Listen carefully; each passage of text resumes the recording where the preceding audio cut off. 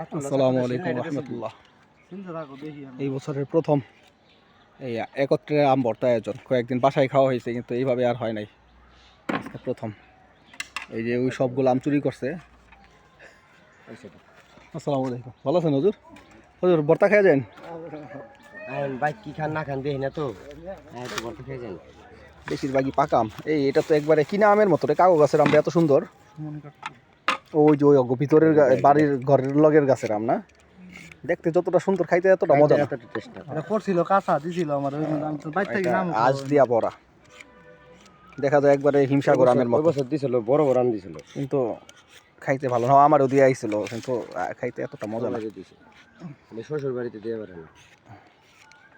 শ্বশুর বাড়ি একটা বানাই দাও তাইলে তো দিয়ে পারে। রাম গাছের দা পারলাম যে ওই গাছের রাম না এটা নাকি ওই যে ওইটা না এটা হলো ইয়ের গাছের বাইস্তের